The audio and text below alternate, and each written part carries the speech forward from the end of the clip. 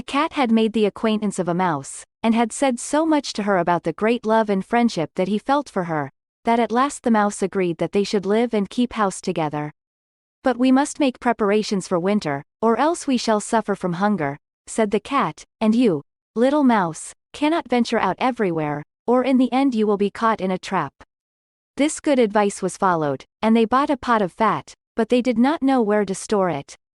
Finally, after much consideration, the cat said, "I know of no place where it will be better stored up than in the church. No one dares take anything away from there. We will put it beneath the altar, and not touch it until we need it." So the pot was stored safely away, but it was not long before the cat took a great longing for it, and said to the mouse, "I wanted to tell you, little mouse, that my cousin has brought a little son into the world, and she has asked me to be his godfather.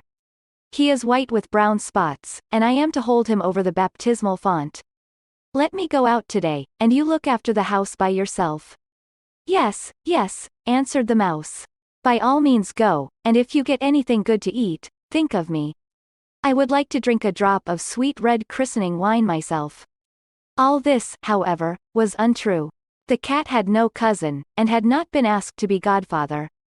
He went straight to the church, crept up to the pot of fat, began to lick at it, and licked off the top of the fat. Then he went for a stroll on the roofs of the town, looked out for opportunities, and then stretched out in the sun, licking his whiskers whenever he thought of the pot of fat. He did not return home until it was evening. "Well, here you are again," said the mouse. "You must have had a happy day." "Everything went well," answered the cat. "What name did they give the child?" asked the mouse. "Top Off," said the cat quite coolly. "Top Off?" cried the mouse. "That is a very odd and uncommon name. Is it a usual one in your family?" "What does that matter?" said the cat. "It is no worse than Crumb Thief, as your godchildren are called."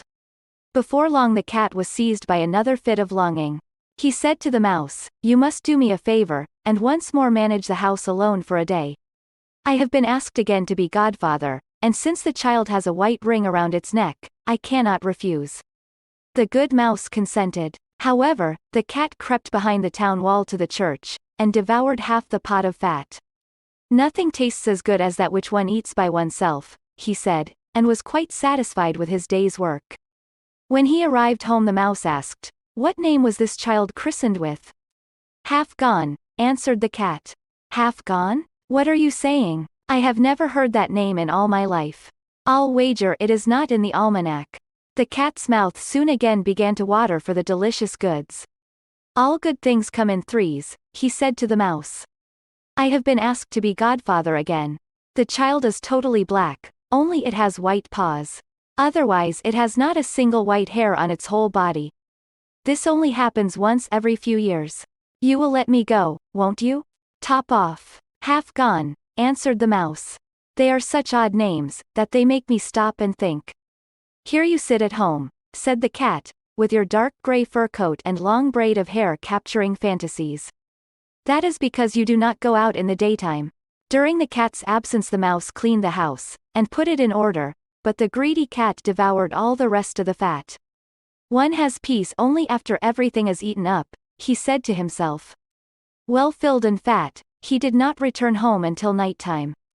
The mouse immediately asked what name had been given to the third child. "You will not like it either," said the cat.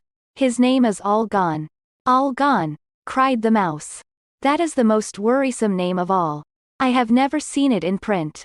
All Gone. What can that mean?" Then she shook her head, curled herself up, and lay down to sleep. From this time forth no one invited the cat to be godfather, but when winter had come and there was no longer anything to be found outside, the mouse thought of their stored food, and said, "Come cat, we will go to our pot of fat which we have stored up for ourselves. It will taste good now." "Yes," answered the cat. "You will enjoy it as much as you would enjoy sticking that dainty tongue of yours out of the window." They set out on their way, but when they arrived, the pot of fat, to be sure, was still in its place, but it was empty. "Alas," said the mouse, "now I see what has happened. Now it comes to light. You are a true friend. You ate everything when you were serving as a godfather. First Top Off, then Half Done, then—" "Be quiet," cried the cat. "One more word, and I will eat you too." All gone, was already on the poor mouse's lips. She had scarcely spoken it before the cat sprang on her, seized her, and swallowed her down. You see, that is the way of the world.